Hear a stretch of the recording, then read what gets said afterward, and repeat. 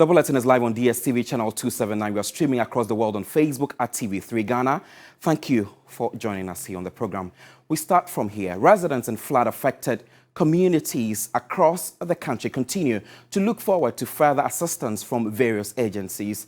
There is, however, tension brewing on the political front as Sanitation and Water Resources Minister Frida Prempeh has come under criticism for suggesting residents ignored a call to evacuate. She made these comments during a news conference by the Ghana Water Company Limited. I took a loan to start my business before the floods, but I've lost almost everything. Residents in communities affected by the dam spillage continue to bear the brunt of what some experts have called a humanitarian crisis. They simply need help. Various agencies, including the National Disaster Management Organization, Volta River Authority, and other private organizations, have since been distributing relief items. Sanitation Minister Frida Prempeh believes the disaster could have been avoided. Kosombo spillage, even though VRA, NADMO, the Water Resources Commission came together to educate the people in the community, did simulation exercises with them, even at Mepe. Yet they refused to leave. They didn't want to be evacuated. They stayed there till the end when we started spilling. Unfortunately, look at what is happening. And government has to spend millions of money on relief items, on education. The whole area, the water is contaminated. And what Ghana Water and Water Resources Commission would have to spend money, millions of money to treat the water before we can pass it through our pipes.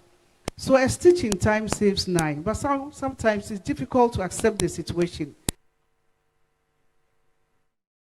You're still watching the morning news here on TV3 with me, Godwin Asidiba. The news is streaming live on Facebook at TV3 Ghana. Do join us with your thoughts and comments. Let's do more stories now. Member of Parliament for North Tongue constituency, Samuel Okudzeto-Ablakwa, says the Minister of Sanitation, Frida Prempeh, told blatant lies by claiming some victims of the dam spillage ignored warning signs. There's more in this report.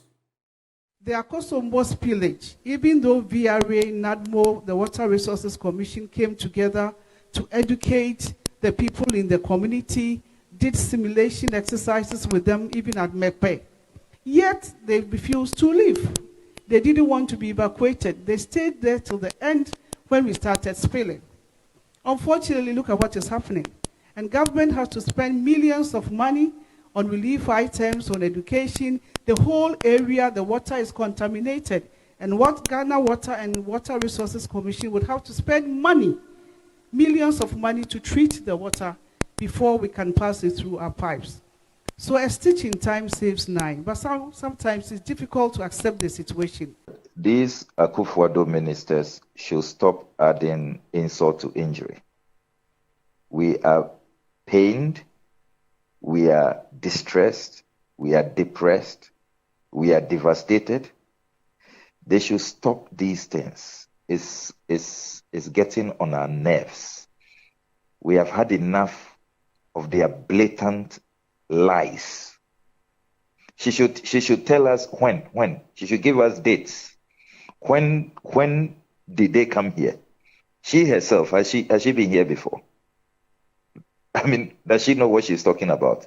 And move to where? That the people refuse to move to. I mean, move to where? Is she aware that we were here more than 200 years before the dam was constructed? That we had to give up portions of our land for these two dams to be constructed? I mean, the level of ignorance is shocking. They should stop embarrassing themselves. That the people refuse to move. Move to where? Nobody is a squatter here. That point must be made very clear. So even if you had plans for people to be relocated, what did you put in place? What have you constructed? Where were the people supposed to go to? Is government not ashamed that the NADMO camps that they have erected are in classrooms? We are filing a motion for a full-scale probe. It will be live on television. Every Ghanaian will get into these matters. We will delve into the matters and know exactly what happened. Who are those who took these decisions? All these blatant lies will be exposed.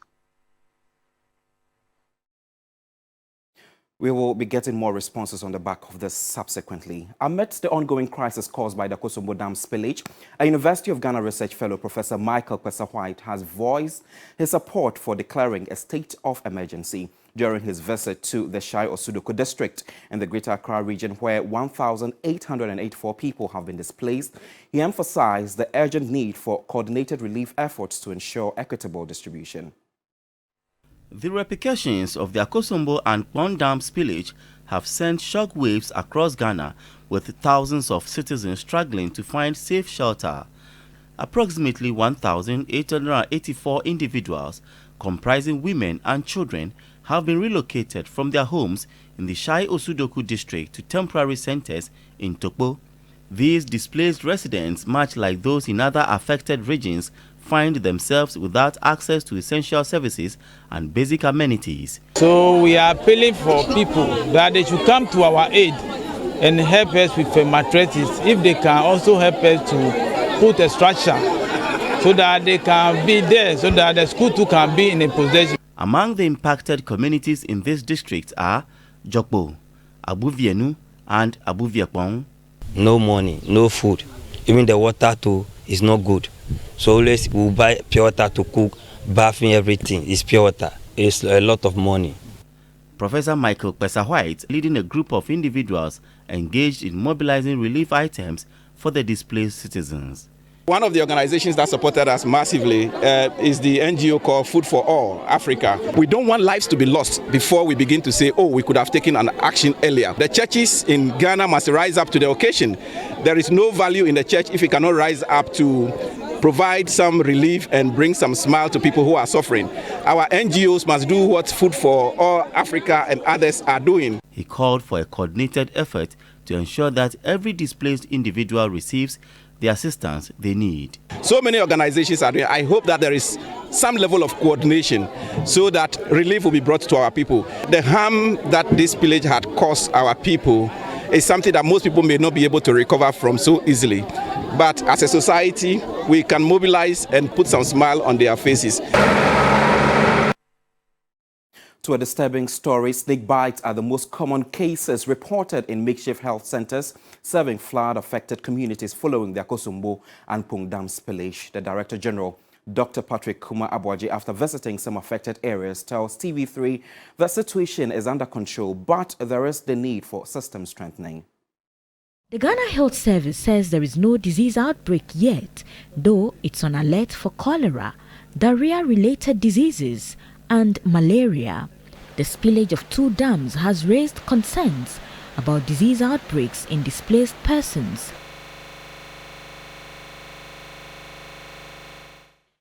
Contact with contaminated water.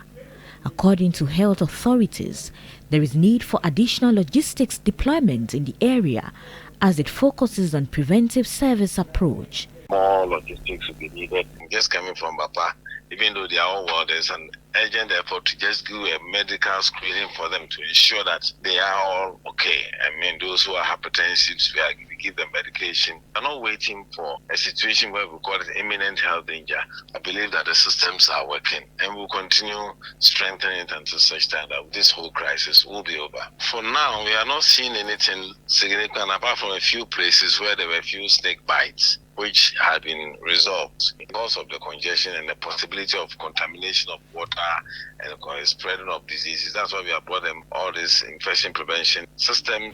He emphasized that despite the lesser impact on other areas compared to the districts in the Volta region, all affected persons would be attended to.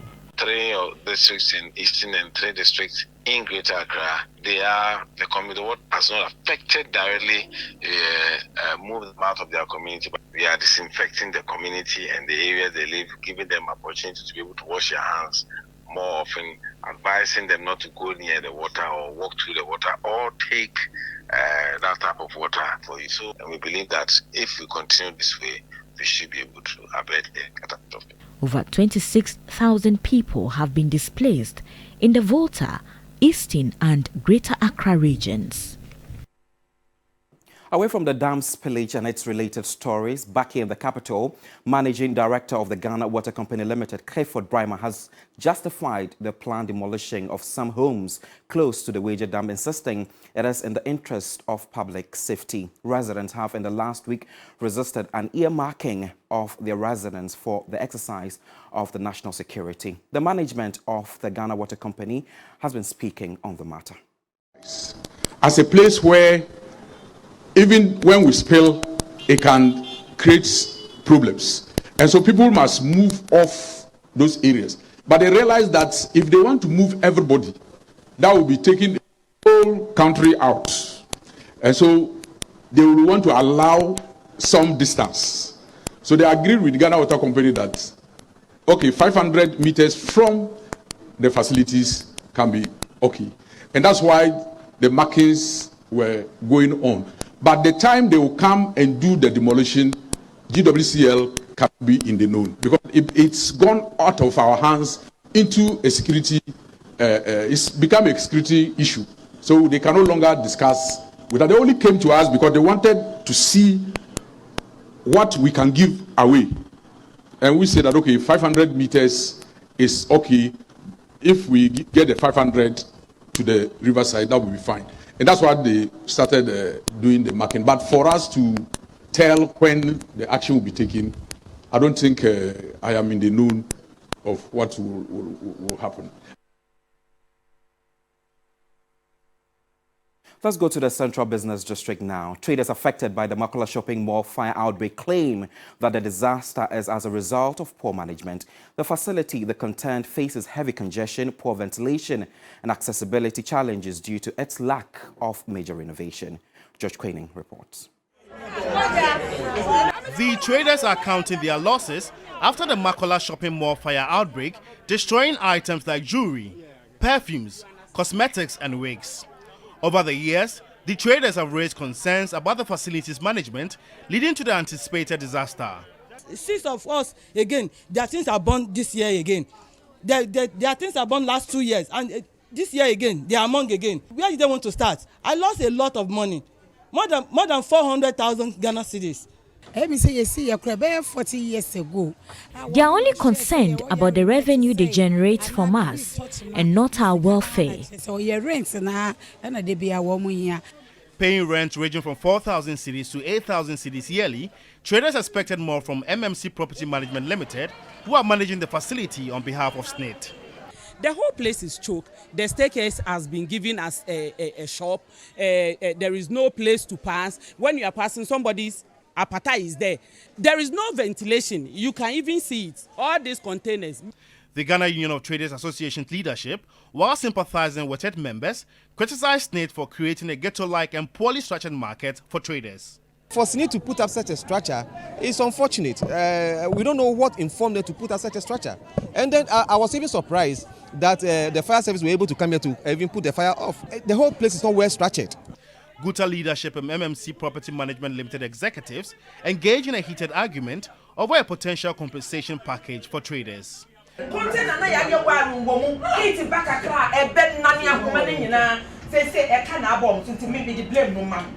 accept it. Acting Managing Director of the company, John Appiah, has been credited with supervising certain infractions at the facility. This has developed over time, and with hindsight, that conclusion could be made. It was purely to take care of their safety needs, which led to this situation. Currently, there are no immediate plans for compensation for these traders, but rather a decongestion of the facility. If management is doing their work properly, I think we will not get to here. 2 years ago, there was similar fire disaster at this very spot. If recommendations were made, I'm tempted to believe that they were not implemented. The fight against market fires appeared to be a Herculean task. Hopefully, this is the last of its kind. George Quaining, TV3 News, Makola. For the 18th time, this disaster keeps recurring, and there should be a solution to it. Let's do corruption-related stories now. Former GIMPA Rector Professor TV3Newday has been investigated by the Economic and Organized Crime Office for allegations of corruption at the Ministry of Roads and Highways. The Minister of Roads and Highways has requested IOCO to conduct a probe into the allegations. There's more in this report. Former Rector GIMPA and former board chairman of the Ghana Revenue Authority has been dragged to the Economic and Organized Crime Office, IOCO. Why is that? Well, the Minister for Roads and Transport has petitioned that organization, essentially seeking a probe into allegations involving the alleged payment of 1 million Ghana cedis by persons seeking road contracts in the company. Professor TV3Newday made these allegations in an interview on TV3. The roads minister has petitioned IOCO, asking for them to probe these allegations and possibly if there is an organized crime syndicate or gang at this ministry doling out contracts at the sum of 1 million Ghana cedis. All of that should be uncovered. It is possible that Professor TV3Newday will be invited to IOCO to provide evidence or substantiate these allegations to the effect that indeed there are persons within the ministry doling out contracts and taking 1 million Ghana cedis in return. It's an interesting story. We'll keep a tab on it and trust TV3 to bring you everything. You're still watching the morning news here on TV3 with me, Godwin Asidiba. Let's do politics now. Former NPP flag bearer aspirant Professor Kwabena Frimpong Boateng believes Vice President Dr. Mahamudu Bawumia will find it difficult to win the 2024 presidential election if he is elected as NPP flag bearer in the November 4 race. The former Minister of Environment and Science holds the view previous pronouncements made by the Vice President make his electoral fortunes challenging. Delegates of the New Patriotic Party will next month vote to determine who leads it into the 2024 polls, with analysts tipping the vice president as a favorite. Dr. Mahmoud Bawumia will come up against 3 others in the race. He topped the Super Delegates Conference and is considered as a front-runner, with Asin Central MP Kennedy Japan believed to be a key contender. Former flag bearer aspirant Professor Frimpong Boateng holds the view that Dr. Bawumia's past pronouncements could be used against him. If we are strong, then we leave him and to compete on a level playing field. But then if party people, government appointees, are more or less whipped in line to toe that line, it shows that he's weak and he needs, that kind of support. A lot of pronouncements that he made in the past. His enemies will have to pray those things back. And then we'll see. This is what I'm talking about. The NPP points out will have it tough to win the December 2024 polls with the vice president as its flag bearer. We had a strong political leader, a strong economic person together managing things. And things didn't go well. Now the strong political leader is leaving and only the other one will remain. So it's going to be more difficult for the party. Should the NPP be given another chance in government at this rate? The NPP, but not in this present configuration.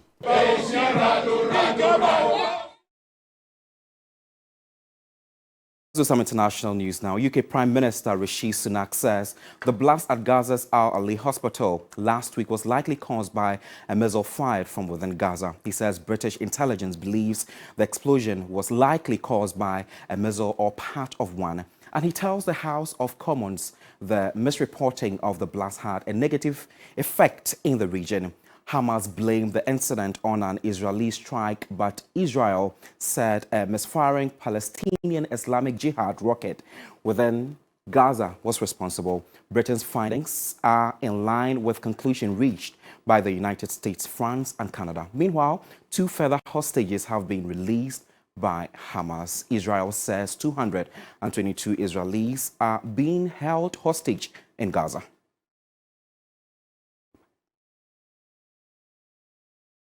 You can find more stories if you log on to 3news.com. We end the news here. My name is Godwin Asidiba. We have a lot more for you. The show continues shortly with Roland Walker and Nashoko. Do stay with us here on TV3. Have a good morning. Bye.